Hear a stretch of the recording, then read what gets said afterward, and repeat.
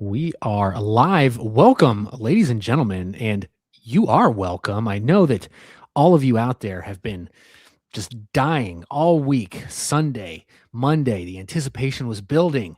Yes. Tuesday and Wednesday, you just couldn't take it anymore. You're like, Thursday, I need to hear two Christians and I need to hear them talk about politics. And I need to hear it right now. Well, wait no more. It is Thursday.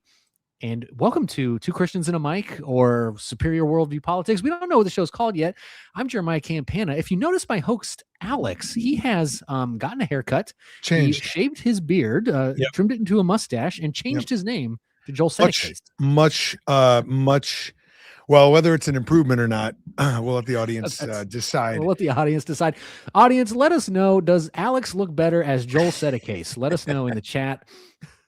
We'll make sure to pass the information along. But Joel, That's right. Thank you for joining me, man. How are you doing tonight? Bro, I'm doing so good. And let me just do a quick plug, because if anyone's on Twitter, like sometimes people do different things at different times.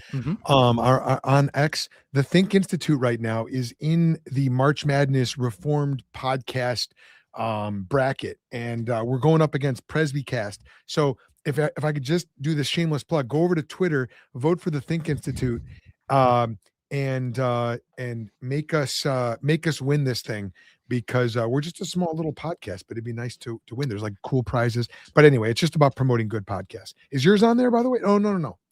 It's just for the Reformed. It's just for the only Reformed. for the Reformed. That's right. They don't let these crazy Christian Zionists on there for some reason. I don't know. It's like they like we're all Paula White or something. Well, hey, listen, your words, man. Your words.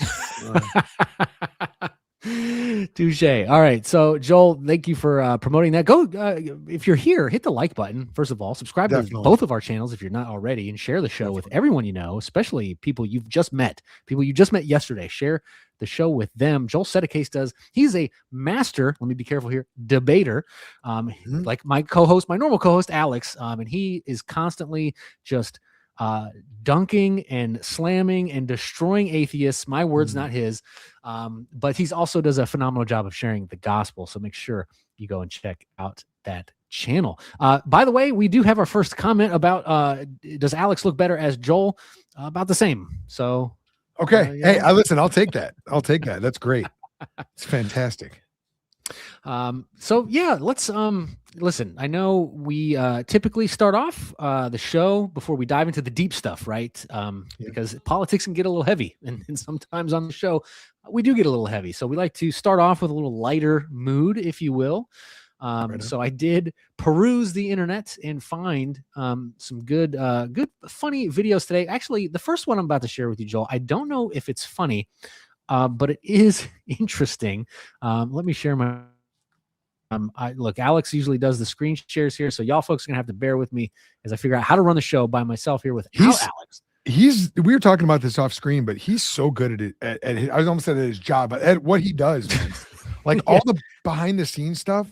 I mean, he truly is very good at that stuff. So I feel your pain, because you got me on today and I don't do any of that stuff. So it's like, no, I'm just, and by the way, for you folks watching, Alex was supposed to be the one. So we alternate who prepares the show. So I'll prepare it one week. I'll pick all the news stories we're going over and all that. And then Alex will do it the next week. Well, this was Alex's week to prepare the show, and he canceled just a few hours ago. He had some family stuff come up. So I'm like, I have no idea what we're going to talk about. So we're just doing a grab bag here, but let's start off with this first.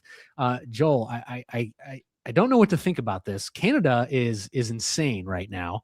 Yeah. Sick and tired of your wife? Just have her euthanized. Husband in Canada with caregiver burnout had wife euthanized, bro. What? Bro, wait a minute. I think I saw this. Is it an elderly couple? Yes, a woman named only as Mrs. B in her 80s. Okay, so she is an elderly couple, recently undergone coronary artery bypass surgery, experiencing complications, required a specialist treatment and more surgical procedures. She decided to stop the treatment and opt for care. She asked MAID. I assume that's Canada's version of Medicaid or something. Yeah. MAID is medical assistance in dying. That's what that is. So she asked, but then changed her mind, saying it violated her religious beliefs. Good for her. But her husband thought otherwise, brought her to the hospital, and was noted by staff to be experiencing caregiver burnout. So if you're just burnt out on taking care of your wife in Canada, Joel, you can just end her life. You know what? Did you share that screen? Because I couldn't see it. Did you share it? I did. You may have. It might have come up on yours, but not on mine. Because I'm just looking at the StreamYard feed. Let me double check. Okay, just to make sure. I actually found the article. I don't know if you can see this. Oh no, you can't see it. No, that's right. Probably you can't see it either. There we go. I wasn't sharing it. Okay. See, this is why Alex was. This is why you need XXX, man. This is why you need XXX on here. So we, someone in the chat. Hey. This is why I'm. Oh, there's Alex. Hey, look who's here, jerk. Look who's here. The prodigal son has returned home. This is why I'm not an organ donor, by the way. Me too. Same. Yeah. Absolutely. Yeah, I didn't. Yeah. Well, that's another conversation. I didn't put it on my driver's license because for that reason. And I'm actually, my son's life was actually saved by an organ donor. Okay, so I'm not anti-organ donation, but I am anti people ending lives that aren't really over yet, which you see in some other countries. And so, yeah, it gets to be pretty dicey, man, when you get to those end of life moments. I mean, clearly what we're seeing up in Canada is the result of people not thinking biblically about these questions. Well, yeah, dude, and it's crazy, and it's just like you can't give people just a free pass to kill themselves because dude, I saw this crazy stat. It's like 100,000 people have been euthanized since it's become legalized, and that's just like, you can't tell me that 100,000 people had like, and I don't even agree with it in this instance where someone is like terminally ill. No. And are just in excruciating pain, dying from cancer. I don't even believe in it then, but you can't tell me that is 100,000 of the cases. I mean, we just read a case where the husband opted to murder his wife. That is crazy. Like, right. No, listen, man, dude, it's really insane. And it's like any of these, what would we like these dystopian medical digressions. I'm not going to call them advancements, okay, because they're not advancing towards anything good. But they're always pitched, whether it's the in utero terminating of a pregnancy. I don't want to get your channel banned here or get one of those labels on the bottom of it, but we know what we're talking about, right? The in utero ending of a pregnancy. All right, whether it's that or whether it's medical assistance in dying, or whether it's any of these transhumanist, or whether it's the being poor. What's that? So Ohio Patriot has pointed out that MAID has killed 100,000 people, some for depression, some for being poor. Some people are just too poor to live. That's just it. That's what they'll do up there is they will, if you've got some kind of a chronic condition, I've heard this, they'll send you something in the mail going, hey, these are your options. And the option is you can kill yourself. And sometimes there's not even another option given. And it's like, man, you're really, it's just a culture of death. Yeah, culture of death. And that is exactly what happens when you let government run your healthcare. Is they're going to limit your options, especially if euthanasia is legalized. It's like, hey, it's much cheaper to end your life than it is to bring you in here and take care of you on the taxpayer's dime. So I'm not saying you have to end your life, but you should probably end your life. It's kind of how that goes. It's is Canada fallen? Is it done? Are they salvageable? Can we save Canada? Can we save Canada? Yeah, through there are certain measures which we've been taking in other countries recently, which Iran comes to mind, for example. But I know we're going to talk about that later. But no, can we listen? I'll tell you the hardest thing about seeing all of this is that this is Western civilization, which was built on biblical principles, as I know you well know. You talk about this all the time, Jeremiah. All the time. We've been founded on biblical principles, and it's like there is this concerted effort to directly subvert all that is true, good, and beautiful and holy in the heart of Western civilization. So, honor your father and mother becomes euthanize grandma when she gets too hard to care for. Children are a blessing becomes my body, my choice. God made them male and female becomes, oh, I was born in the wrong body, or I don't feel like a woman today. I feel like a man. And we're going to base it off of feelings. It's all directly subversive of what the Bible teaches, and they're doing it at the heart of the Christian world. It's very subversive. It's very obvious to anyone who has eyes. For sure. But according to this guy, it's easy to say until you're the one gasping for air in an incredible pain. That's still not an excuse for suicide. This guy says we're lying, even though I just showed you I just showed you an article where a guy had his wife killed because he didn't feel like taking care of her anymore. Like that's news, buddy. That's just what it is. It's just it's I don't know the history of Canada, and I don't know if they were built on biblical principles, if this is like something they have fallen to, or if this is just kind of the way they've always been. It's part of the Anglosphere, and all of the, America is the pinnacle. If you ask me, America is the pinnacle of the English tradition, the English common law tradition, which has its roots in Anglo-Saxons, King Alfred, the different, I've been doing a deep dive into all this stuff, man. But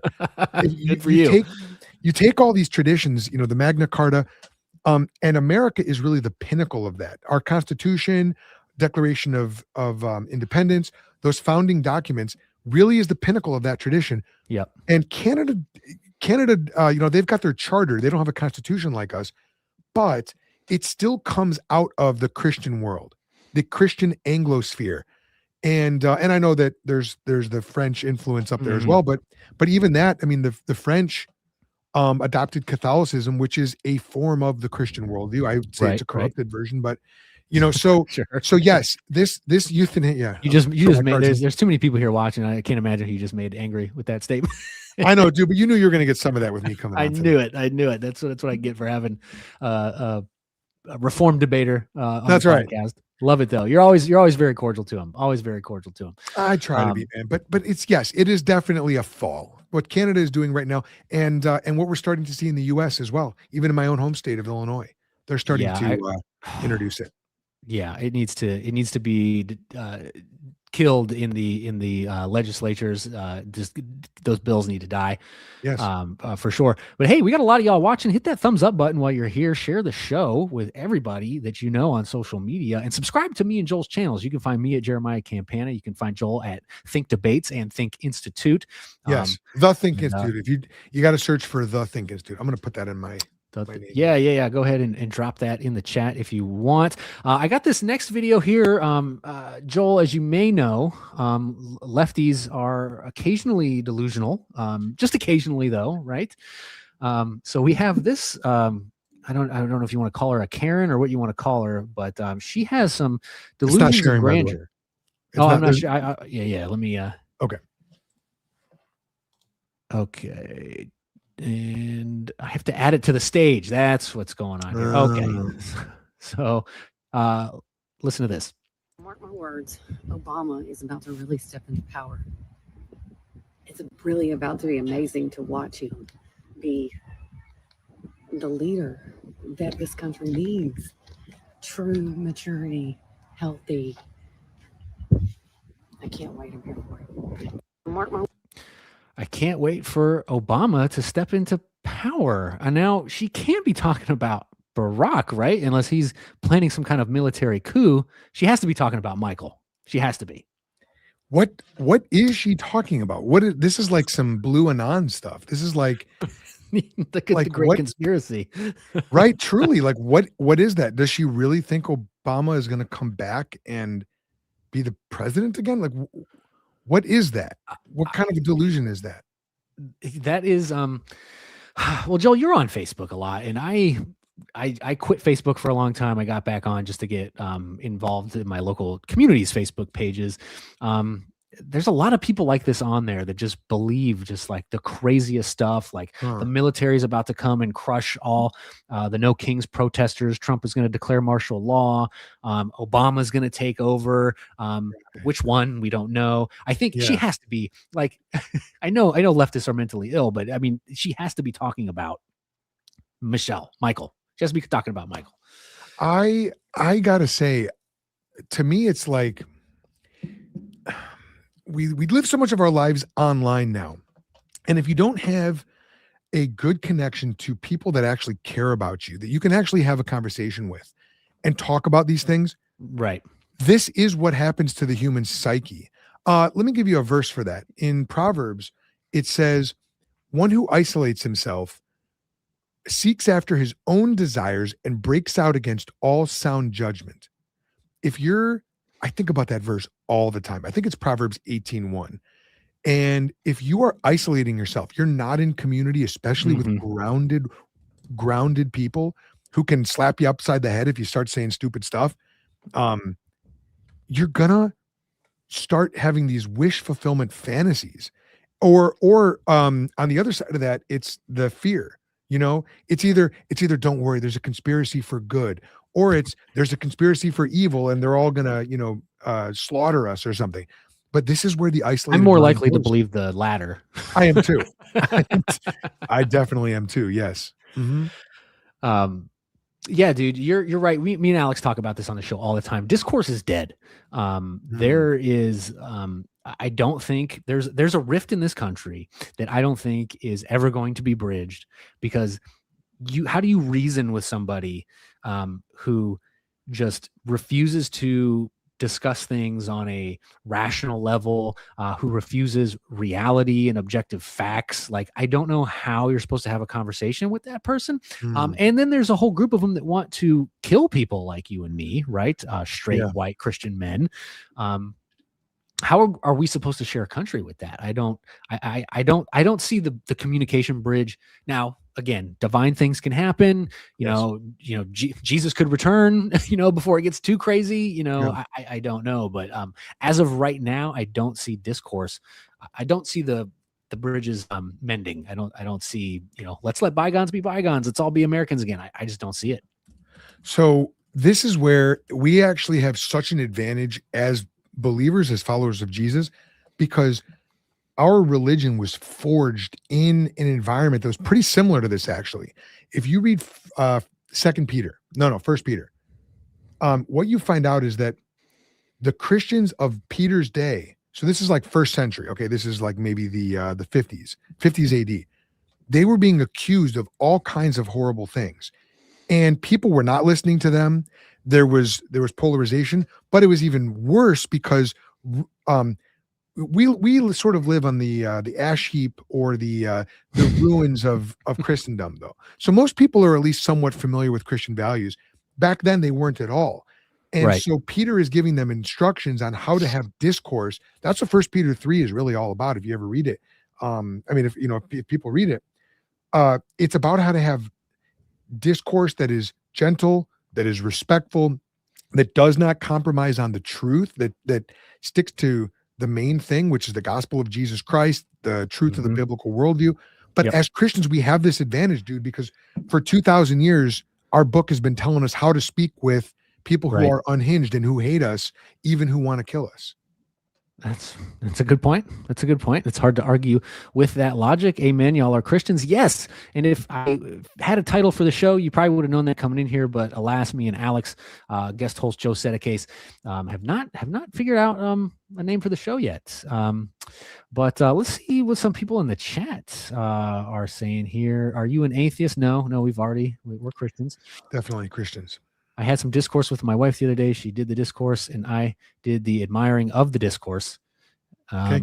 Discourse means conversation. So that's good. You should have conversation with your wife. And that's what you should be talking about on family-friendly YouTube channels. That's what conversation is, what you should be talking about. So good for you. Good for you. Yes, we're glad to have discourse with our spouses. Speaking of discourse, this is one grandma here that I personally would not want to mess with. This is actually a pretty crazy story. And let me share my screen again here.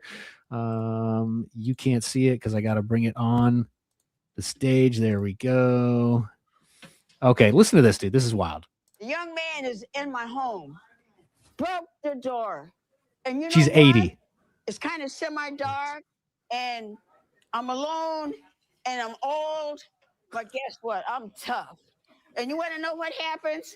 He picked the wrong house to break into. I took the table, and I went to working on him, and guess what? The table broke. and it busted had the table metal over legs, his head. and I'm jugging him. And when he's down, I'm jumping on him. Come on. And the telephone is still on for 911. I'm running in the kitchen. There's a bottle of baby shampoo on the table. I grabbed the shampoo, and guess what? He's still on the ground in his face, all of it, the whole thing. And he's trying to get up, and he's pulling. And I got It's the no ball, tears though. It's no tears shampoo. and I'm Right. hitting him. I'm She should hitting have him. grabbed the tears. She should have grabbed the tears shampoo. And guess what? He wants to get the heck out of there, and I'm trying to help him get out of the house, but I'm he's sure. too heavy. I can't move him. He's dead weight. You picked up a table and busted And at his head. that time, He's too heavy. The police arrive on the porch, and the house is already open, so they come in. He's laying down already, because I had really did a number on that man. I'm serious. I like this lady. Yes. I hope to be in my 80s as spry and in shape as she is. You love to see it. You almost feel sorry for the home intruder there. Almost. I I mean, that's pretty humiliating, man. That's that's not something. How do you tell that to your robber buddies? Hey man, what happened? How'd you get so beat up? Well, I went to grandma's house, and grandma was a powerlifting competitor. What does that look like as an old person? Joel, you I don't know if you still lift weights, but I know you did lift some heavy weights in your day. What it realistically is an 80-year-old woman putting up that is considered powerlifting? Man, I don't know, but I tell you what, you can tell even how she's moving around. She is, you use the word spry. And so I have been seeing the benefit of exercise and exercising the right way lately. I think I told you I jacked up my shoulder skiing about a couple months ago. Deadlift. What? 225. Ohio Patriot always comes in the chat with like the fact checks. That's why we like she's a regular, and always dropping whenever we need like some knowledge. She finds it. Really? Yeah. That's super impressive. 225. She looked little too. She looked like she probably didn't weigh more than $120, $130. $120. Yeah. So she's deadlifting more than her body weight. Amazing. Now, Joel, we were talking about incompatible worldviews, and I'm thinking that this next video is probably, a group of people that, we might want to convince to assimilate into America. Should we ever let them in here? So let me get this next screen share going on, and there we go. All right, I'm starting to get the hang of this now. Look at this. Look at this. Nice and smooth. Oh no, dude, no. Dude. No, I saw this. It filled me with rage.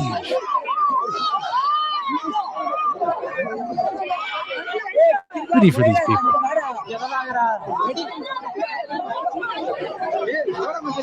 Like I can only watch so much of that because it's really disturbing. That filled me with rage when I saw it. You should tell people what that is. I don't know if people can see what that was. That was, according to this post, it's a bunch of people. They're flinging goats up in the air. Yeah, they're flinging goats into the air and just letting them drop. Yes. And these goats, they're just hitting the ground and just laying there. And what in the world? Yeah, those goats, I assume after the first few tosses were probably dead. Yeah. And I'm trying to find what country this was. I don't know. I saw some speculation, but I don't know.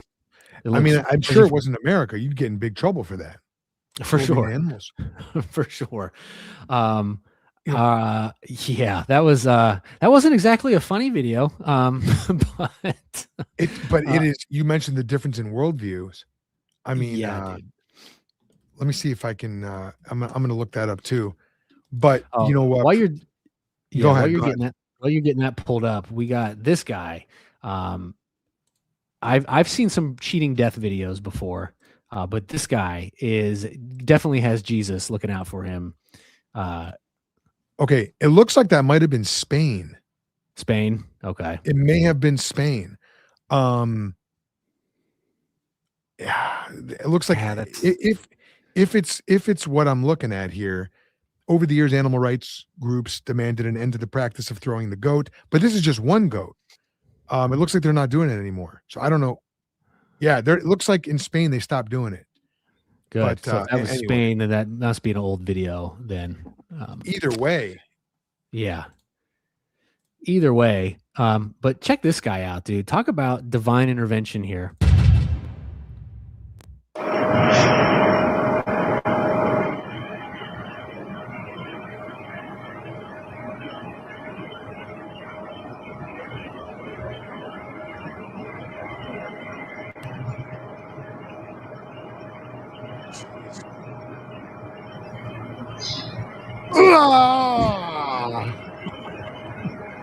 Bro. Core fear. That's a core fear. Yeah, stepping off an elevator and having it drop Elevators, as you're stepping man. off. I used to have a recurring dream about an elevator. A true, like, it was because you're in this little box, you just don't know what it's going to do. And look at that. Where was that from? Do we know? That was in. Oh, I thought it said. I think it's India. I thought it said India. Yeah. Yep. Good grief. Yeah, dude. But okay, so I do have one more funny video that I'm gonna save to the end because it is, I think, gut busting hilarious. All right. So we'll end the show on that, but I do want to get to the devil himself, or maybe that's a little harsh on him, but he does speak demonic ideology. He speaks for him.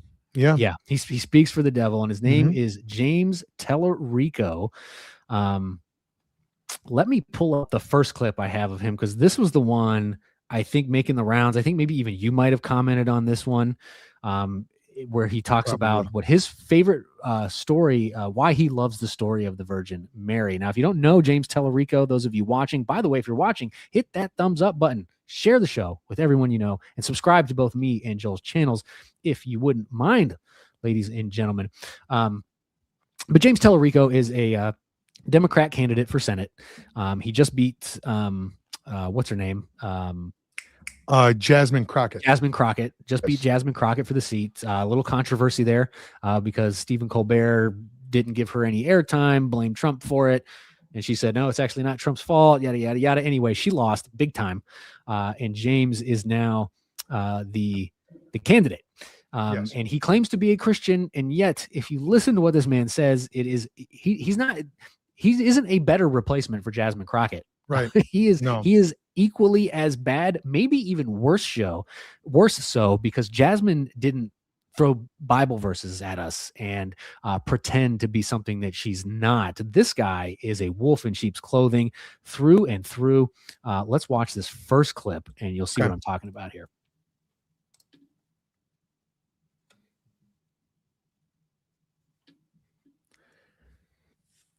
I'm not seeing it. Oh, I was getting the hang of it. There we go. There we go.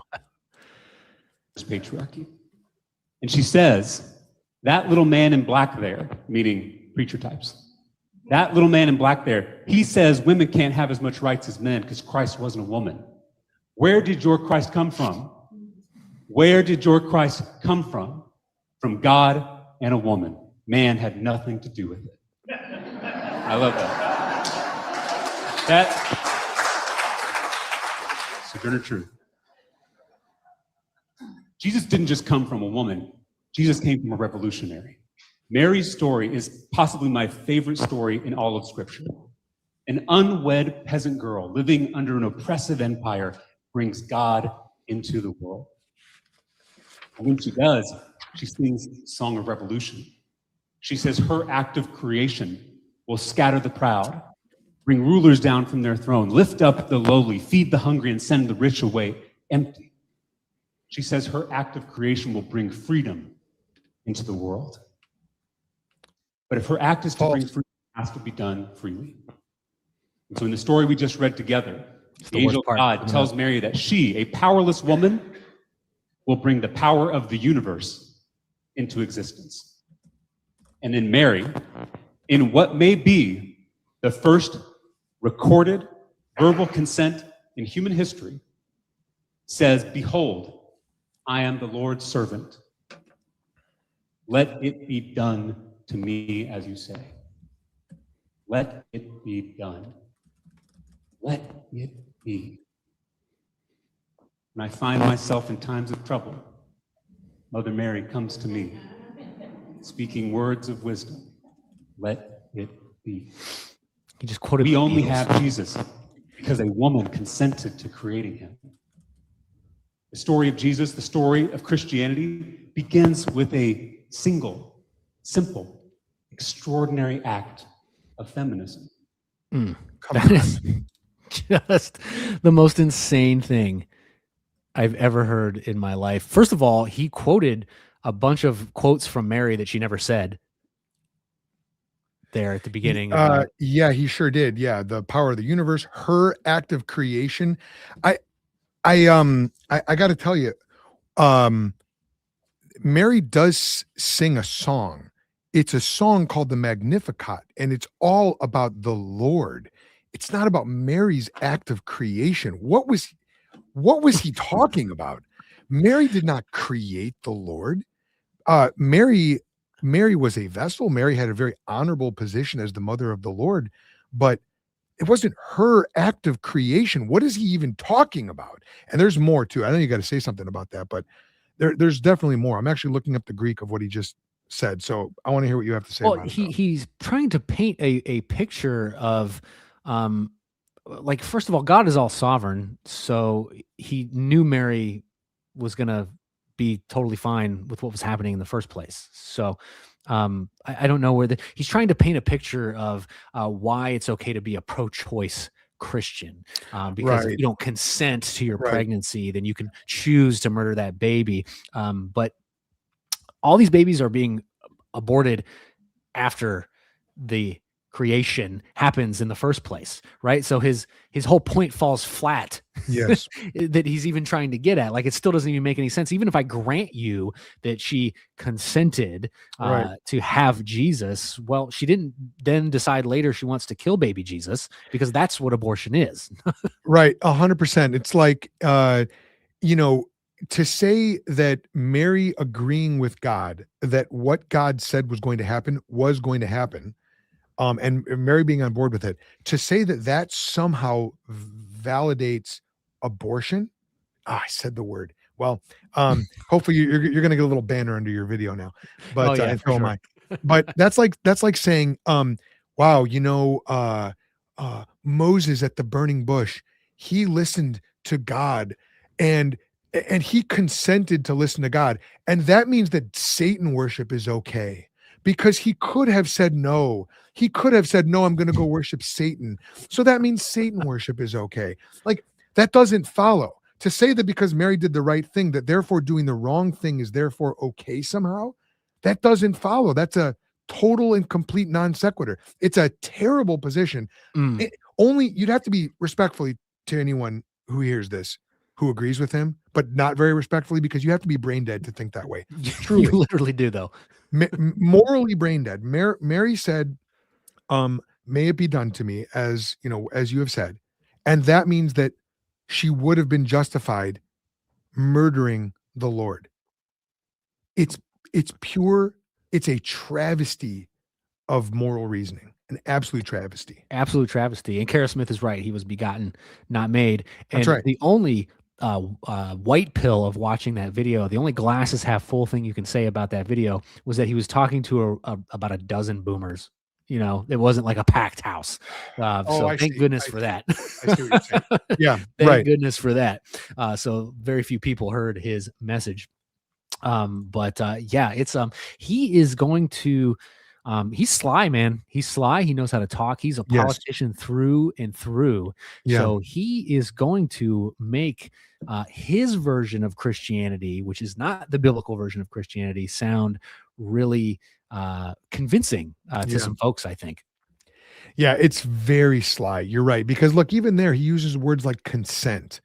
First of all, what Mary was doing there is glorifying the Lord and submitting to his will. So he didn't use the word submission. That's a bad word to him. to that Right. side. And Right. and to Elijah G. Davis as well, because he thinks we're upset that he used the word consent. Right. And What Mary does here is so much bigger than consent. She submits to the will of Almighty God. as we And should.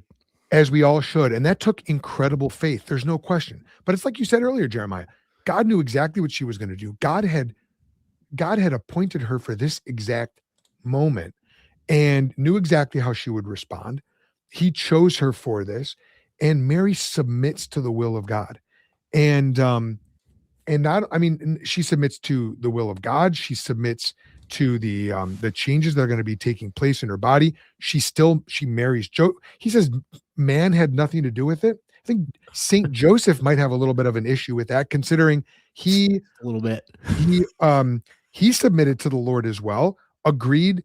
Joseph, in a lot of ways, is the hero of the story, because Joseph agrees to marry Mary, to wed Mary, knowing that he's going to face an entire lifetime of shame, because everyone is going to think that child who doesn't look anything like him is the result of adultery.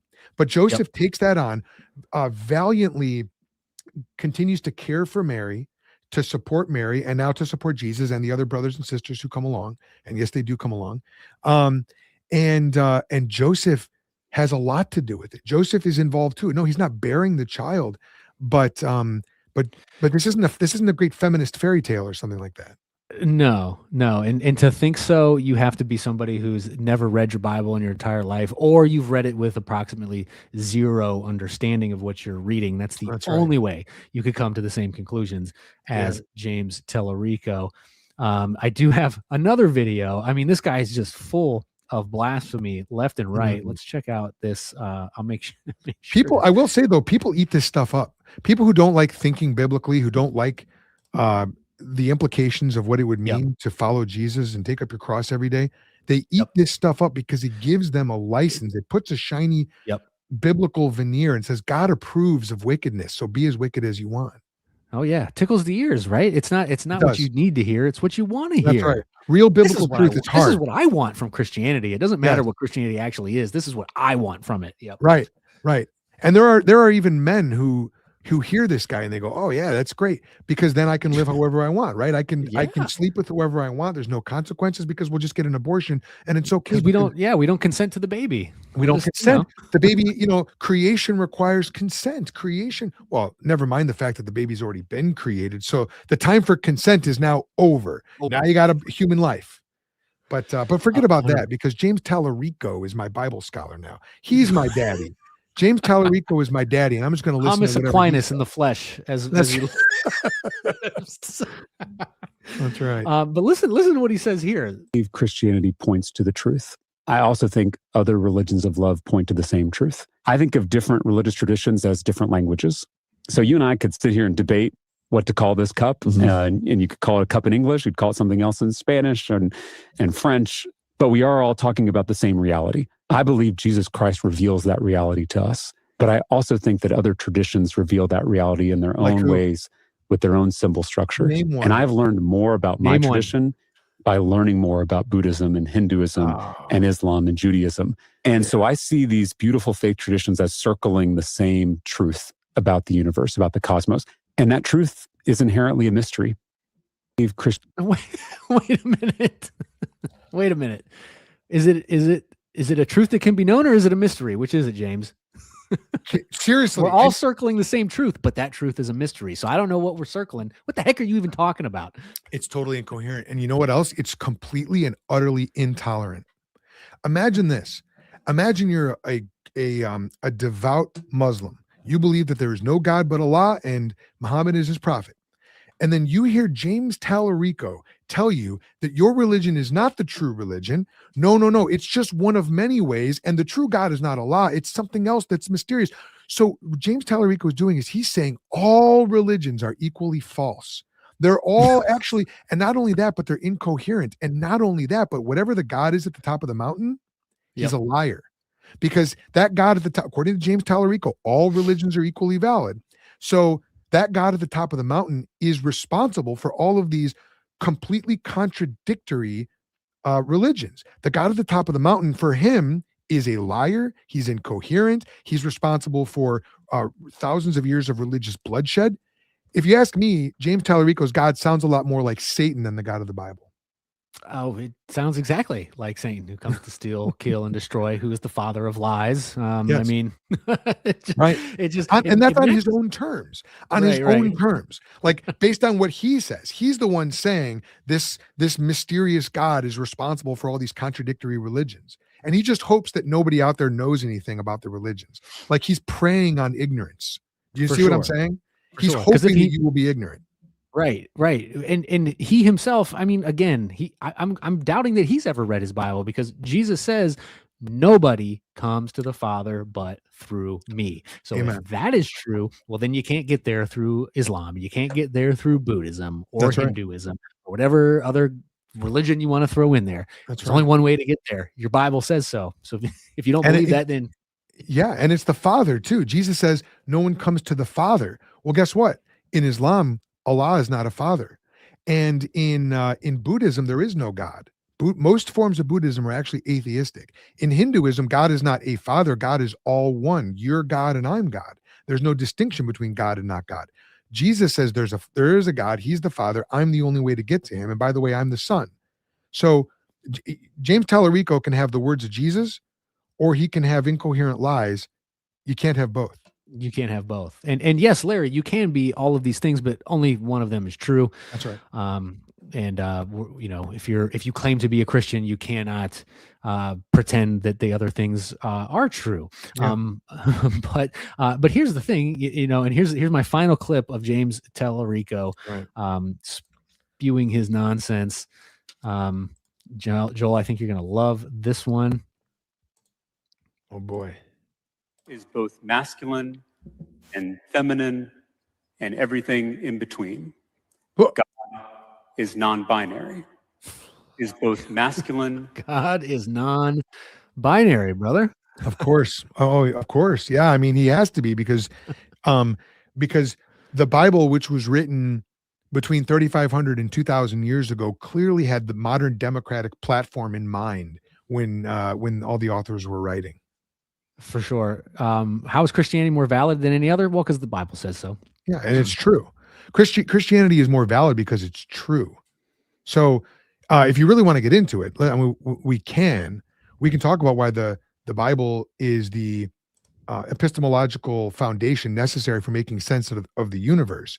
We can certainly do that, but hear what James Talarico is saying. He's not saying that some other religion is more valid, like Islam or some established religion. What he's saying is that all religions are false, and he alone knows the truth, because he alone knows that they're all deceptive, but there's a mystery that none of them get you all the way there, or they're just languages, but there's some other reality. But guess what? That's not what the religions claim. They don't claim to be one way up the mountain. They claim to be the way. So what James Talarico is doing is he's not saying, oh, one religion is more valid than the other. He's saying, essentially what he's saying is tantamount to, I alone have the truth. Everyone else on earth is wrong. He's claiming to have almighty knowledge or omniscient knowledge. He's essentially claiming the knowledge of God while denying God. So yeah, we can talk. I mean, we can talk about what makes Christianity is there a valid. word for that in the Bible? I think there is. I think there's a few words for it. Which one are you thinking of? I'm thinking of Antichrist. I was thinking of blasphemy, but yeah, okay, sure. Yeah. A type of Antichrist. For Yeah, sure. Yeah. Yeah. No, and it's true. And this is why I'm glad you're pulling up these clips, man, because I didn't know what we were going to get into tonight. I mean, I had sort of a loose idea, but when it comes to these clips, what we need to do is we need to remember we have to think biblically about these things, especially because he's claiming Christianity for himself. So we don't have to invent anything like what he's doing. We can just go straight to the scriptures and see what it says. And, it might sound like we're getting very worked up over this or whatever. I mean, obviously we're laughing, we're having a great time, but at the end of the day, this is eternal life and death. For sure.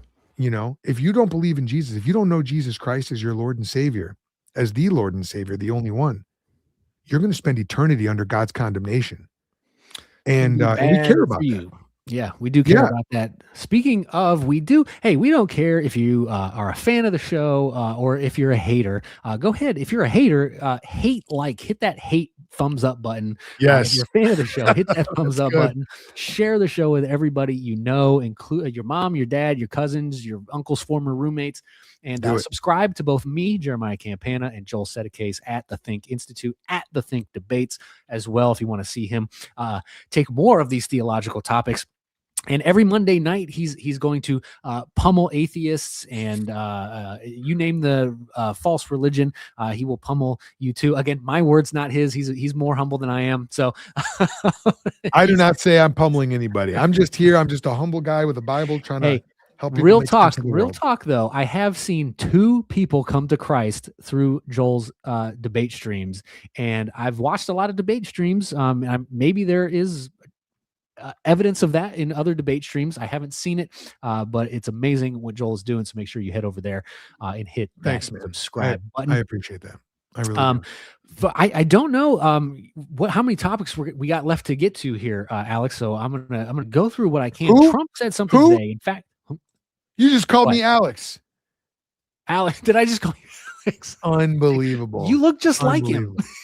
Well, that is true. Listen, it's high praise. I take it as a compliment. I take it. But people out there are going to be very confused. They're going to go, this guy's he's got no X's in his name. Alex has 57 X's. Yes. Democrat Christian is an oxymoron. That is true.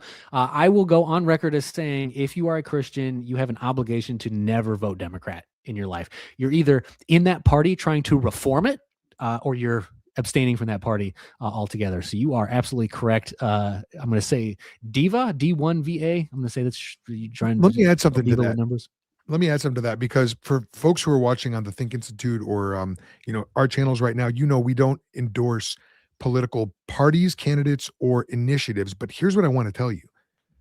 So whatever Jeremiah says, that's on him. That's not me talking, not one way or the other. But you know what I'm going to tell you, which is that you need to be approaching these questions straight in a biblical way, looking through the Bible at every single issue. So if there's a candidate who is promoting the killing of the unborn, the mutilation of children, or even adults, the promotion of suicide, the unbiblical categories and roles for men and women, you have a moral obligation not to throw your support behind that person. Now, does that mean you got to support his alternative? That's for you and the Lord to decide. Talk to your pastor, and I can talk with you about that as well offline. But we got to be thinking biblically about this stuff, my friends. You got to be thinking biblically about it. If your conscience won't let you vote for the other guy, then I feel like you're obligated to write somebody in, because I feel like as the civil magistrates, which we are a part of in this country of America, you do have a duty to participate in your government, because God put us here in this government, and according to Romans 13, we have a duty under that government, and we are part of it, as me and you, as citizens. So that's my stance on it. I do think if you're choosing between 2 evils, typically most of the time, I would say 90% of the time, the lesser is lesser enough that you can pull that vote for them. But if not, if your state allows write-ins, then I think you're obligated to write somebody, and you are obligated to participate in some way, shape, or form.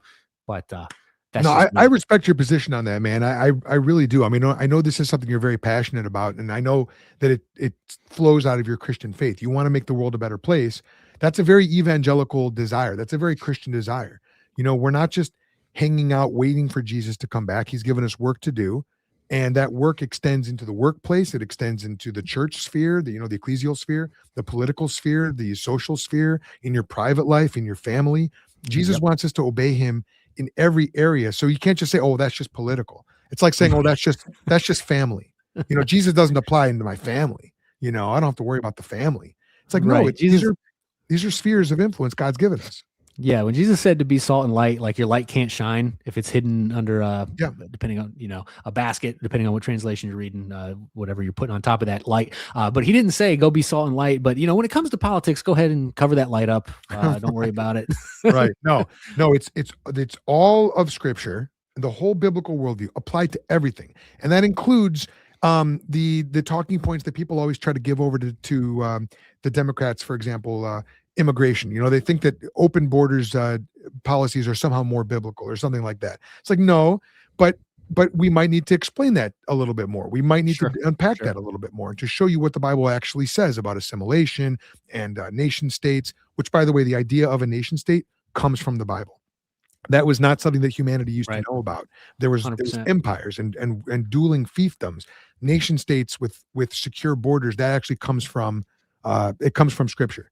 So anyway, speaking of nation states, that is a good segue because Trump said something today that a lot of his base are a little angry about. There's actually two things he said today that really got people riled up. Okay. And one of them does have to do with immigration. Let me, yeah, buddy. All right. It got me a little riled up, but I usually get riled up and then I calm down, try to think rationally about it. So let's see and hear what Donald Trump had to say. Look at the windows. Many countries opened up their prisons and dropped them into the United States. Those are the people who are getting out. And we have a lot of heart. They said, you got to lighten up on this. We have a lot of heart for people. They came in illegally, but they're good people, and they're working now on farms, and they're working in luncheonettes and hotels and all. And we're looking to get the criminals out right now, the criminals. And I think it's very important. I mean, every once in a while you see a story, we take somebody. He should be out because they came in illegally. So in theory, they should be. But we're focused on the murderers, the drug dealers, the mentally insane. We have a lot of mentally insane killers. I mean, you can't even talk to them.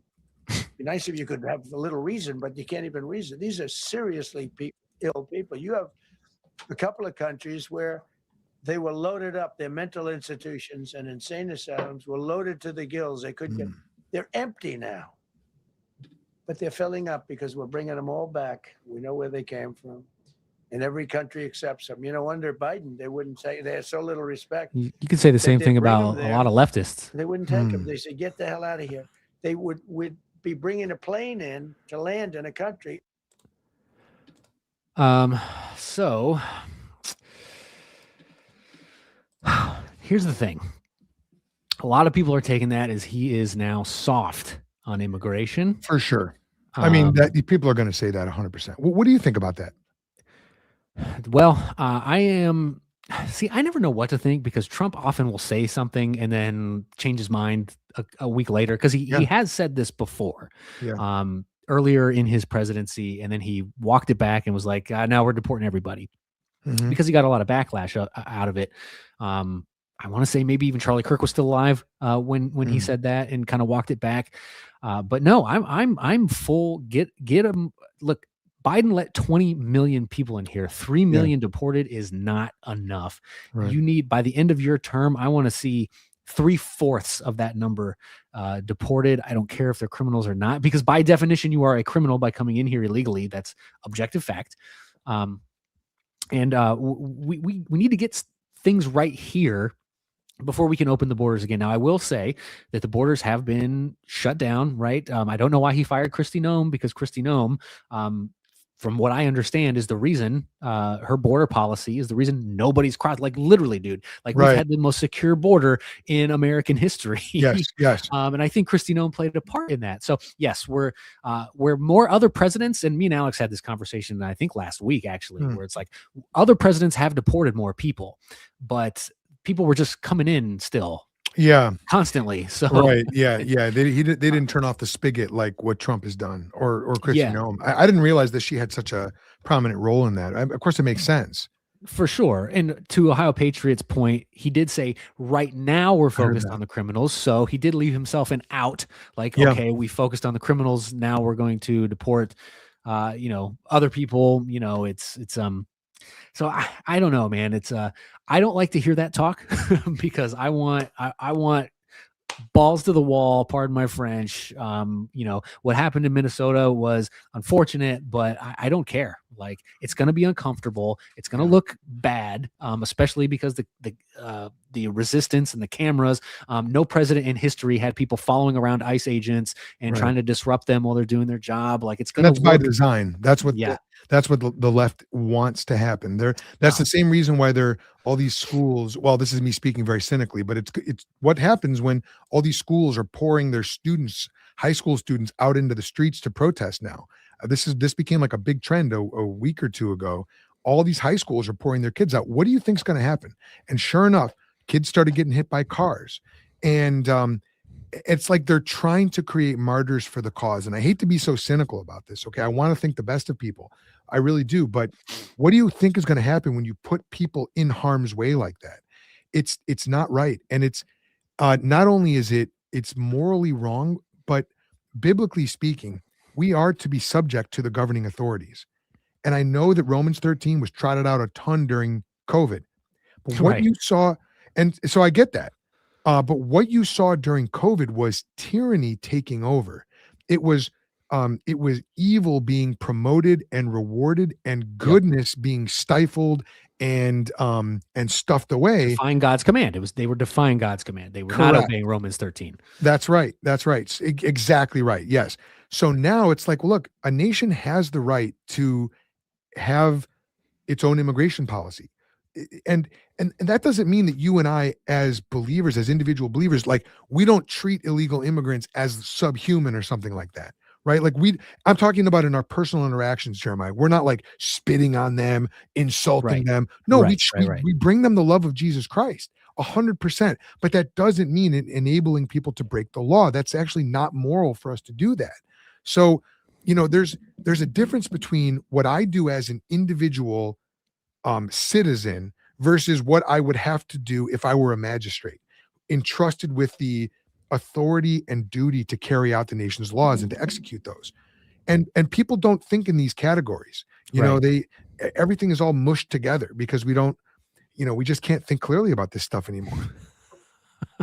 Hold up. We just got a super chat. We never get super chats on this show, so I got to read it real quick. But you did make some great points, Joel. How much for Triple J? Triple J. Oh, man. No, you know what? It's funny you brought that up. I'm not going to do it here, but I am going to call. If you guys, again, Monday nights, Joel Debates Monday nights, you might see me pop up on one of those to debate my guy Joel here, and Jason, who is a member of the Hammer and Anvil Society, which I am also a member of. Yes. Joel, if you want to really quick talk about the Hammer and Anvil Society before we get to the next. Absolutely, thing. And thank you, and Jason, thanks so much, man. Thank you. Jason's good people, man. I like that guy. So the Hammer and Anvil Society is the premier men's fellowship for guys who are wanting to take their faith very seriously, pass it on to the younger generation, and become better equipped to answer all the questions that come from your kids, your own heart, your wife, and the world at large. And so it's a place for men to connect together in fraternal fellowship and brotherhood. We do weekly cohort calls. There's an educational aspect to it. There's a 34-week course, which we've been building with videos and challenges and all that stuff. So you're going to be challenged. You're going to be encouraged. You may get a nickname that might be insulting or it might not. Okay, but that's just the way it goes. And we're probably going to rip on you, and you're going to rip on me, and that's just how it works. But it's an amazing group, and the guys who are in there are just really great quality guys. It's been a blessing for me. We've been doing it now for over 2 years, and it's been amazing. But yeah, Jason's a part of that. Of course, you are. I am. Triple X, Alex is as well, and it's good. It's a good group. For sure. Oh, and so if you want to check it out, just if you search for the Hammer and Anvil Society, you'll find it. But if you go to thethink.institute/society, you can find it there too. I would agree with we are all mad here. I mean, back in the day, the only people allowed to vote were landowners, et cetera. Now we let low IQ people in the booth. I completely agree with you. I think there needs to be some kind of civics test or something to eliminate the low IQ people from voting. That's a different topic for a different day. I don't know Joel, about that. I want to talk to you about that at some point because I go back and forth on that. I really do. Sure. Yeah, we can have a discussion about that at some point after I debate you on your Monday show one of these days. But no, anytime. Yeah, reach out. I will definitely have a conversation with you on that. If you want to have it on your show, we can do that as well. Cool. But you kind of gave us the theological reasoning behind immigration, etc. Well, how do you personally feel about what Trump said there, though? Okay, so I think that it's a political statement. I think that what he's doing is he's trying to release the pressure valve a little bit and just remind everybody what ICE, Immigration's Custom Reform, Immigration's Custom Enforcement is trying to do, which is when he says criminals, yes, everybody who comes in here illegally is definitionally a criminal. And by rights, they should be, they should go back. Okay, they just should, like, from a legal perspective, that's not a controversial statement. But what Trump is doing is he's trying to remind us, this is how I see it. He's trying to remind us, I'm going for the people who are harming you and your family. And I mean physically harming you. I'm going for this isn't like they took our jobs. Okay, that's a legit thing. But this is, no, they're actually hurting people. And they have the potential to hurt people. So we're going to send them back.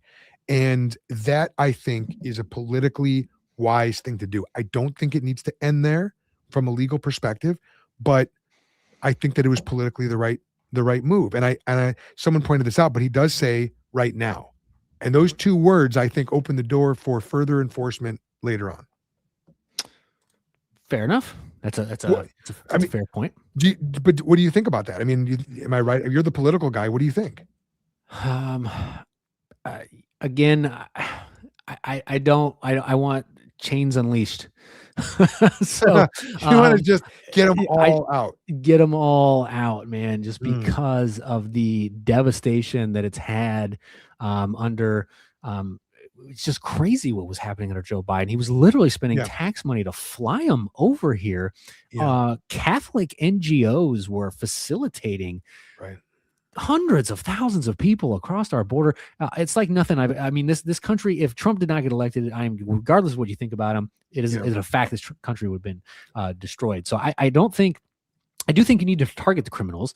But I think if you're only focused on that, you're missing the broader picture here, because this needs to happen fast, because we may never get a chance at this again, right? Trump has only got a few more years left. Okay. And then he's done, and we don't know what's going to happen after that. So we need to just go, baby, go. Yeah. And that's such a good point. And, people will point to things, and I can see the comments coming in, but people will point to things. They'll say, well, illegal immigrants, they commit crimes at a lower rate than citizens. Okay. First of all, let's grant that for the sake of argument. And being here illegally is a crime already. So that I don't grant the premise in actual terms, but let's just say for the sake of argument, that's true. If they're not supposed to be here and they commit one crime at all, that's one hurt person, one stolen item, one broken window that should not have happened because they weren't supposed to be here. So you can't say they do it less. They're adding more. And that's and they're doing so in an illegal way. And that's not, we don't give people citizenship because they behave themselves. There's a process. Correct. That's not so. You can make whatever argument you want, but there are laws. And the question really, and this is what Charlie Kirk used to do so well, is he should say, should a nation be able to enforce its own immigration laws? So, things like that. And if not, like, should we deport anybody? Should we deport anybody? And if not, you have to make that case. You have to make a case for completely changing the laws. And you know what? Guess what? There are processes for changing laws. There are. We could make open borders the law of the land, but it's not. It's not. And the magistrate has the ability, as long as it's not an ungodly law, which it's not, the magistrates have not only the ability, but the duty to carry out those laws, to execute them. I mean, don't you agree with that? I 100% agree with that. In fact, you just reminded me of one of my favorite verses in Acts, which said he created the nations, and I'm paraphrasing the verse here, and cut out their borders. Like, he made their borders, like God made the nations and gave them borders. So, unfettered immigration is not biblical. That doesn't mean you treat people like garbage, but that doesn't mean that you don't have to enforce your border laws. Like, this is just common sense to most people. I would think that this is common sense. In fact, most Americans are for deportations. Now, you saw a little pushback after what was going on in Minnesota again, because all the cameras were there, and you never had protesters protesting ICE before, ever, not under Obama or Bush or Clinton or any of them. Right. You never saw things like that. So I think some people's minds may have been like, just a little irk from what they had seen, and maybe kind of toned down a little bit. But the vast majority of Americans agree that we need to regulate our borders and we need to deport illegal immigrants. Some people, and that's the law.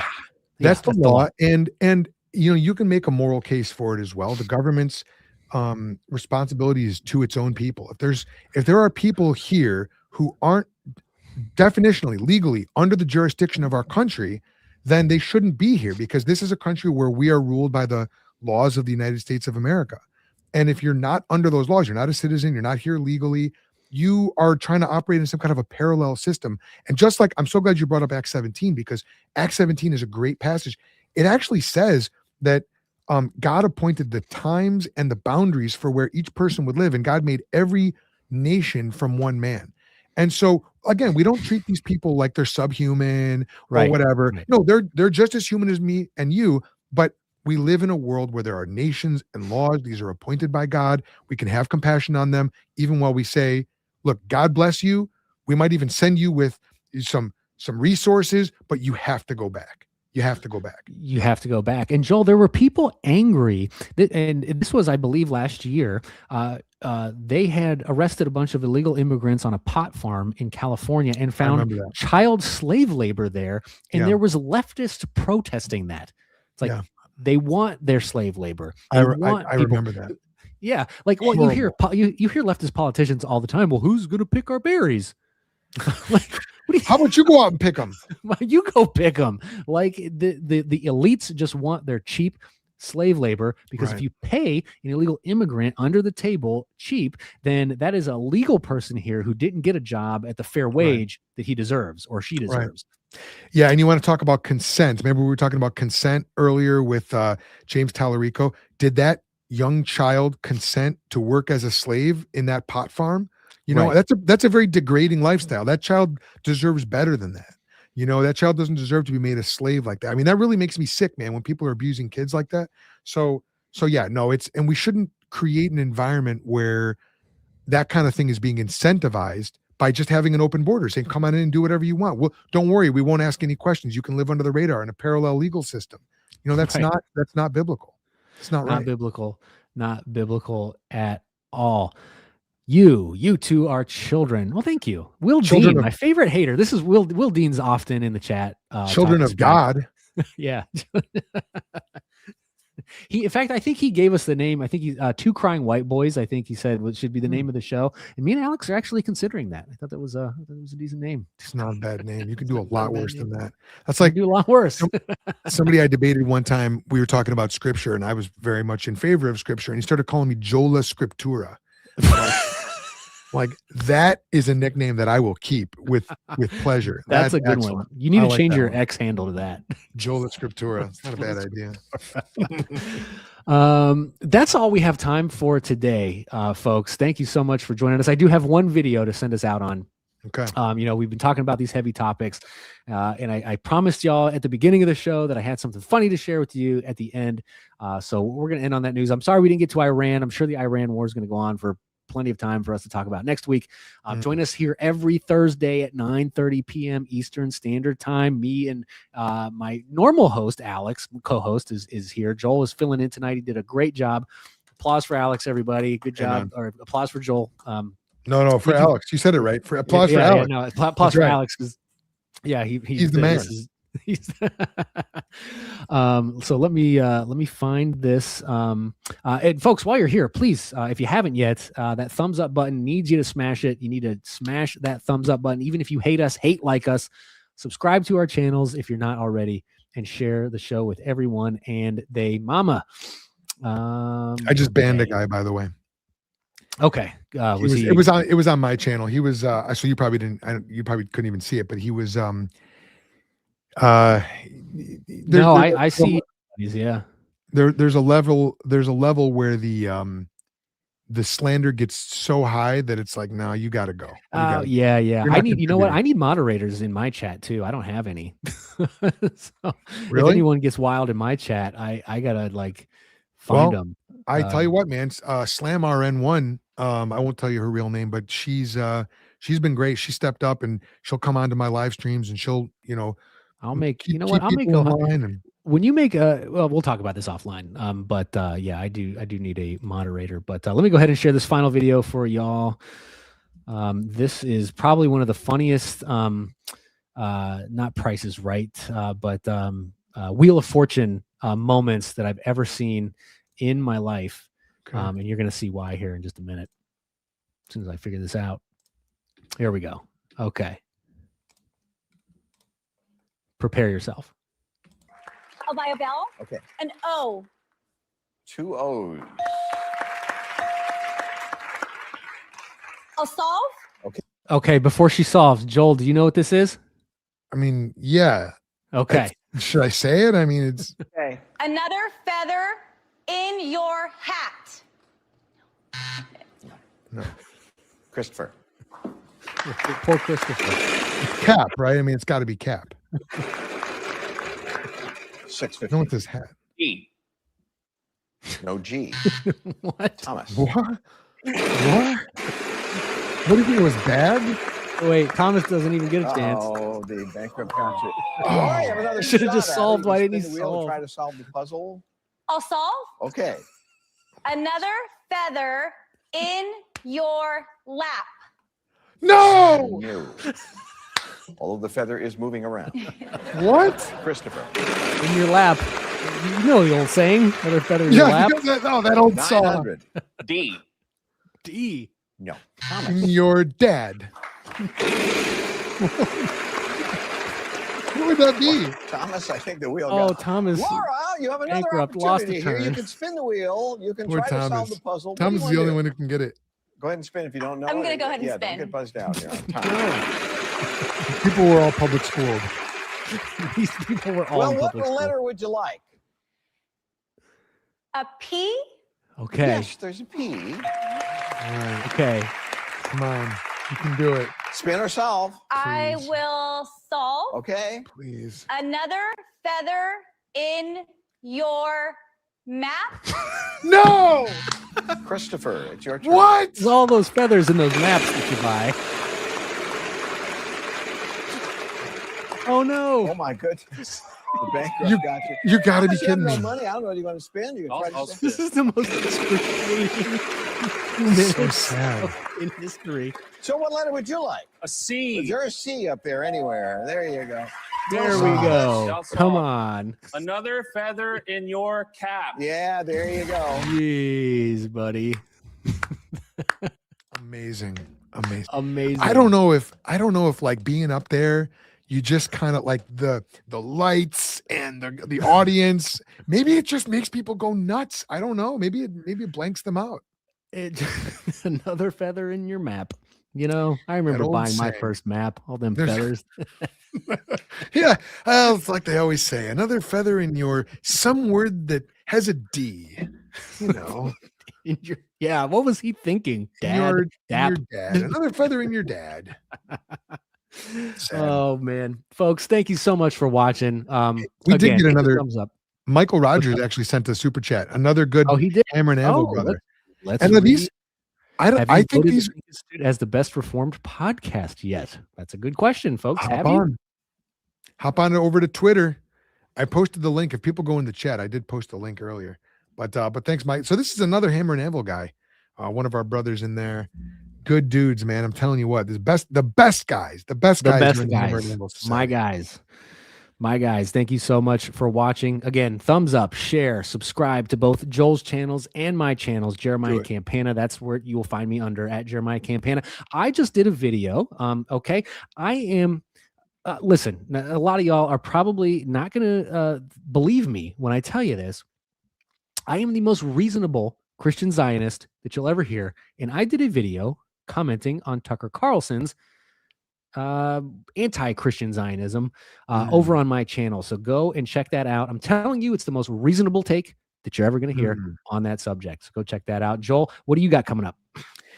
We always got stuff coming up, but this coming Monday, I do have another debate stream, which you can watch on the Think Debates channel. So if you just simply go to @ThinkDebates, you got to put the in because we're not big enough yet. It's still a small fledgling little channel. We've got 400 subscribers, and We're doing a debate stream Monday night, 10 p.m. Central, 11 Eastern.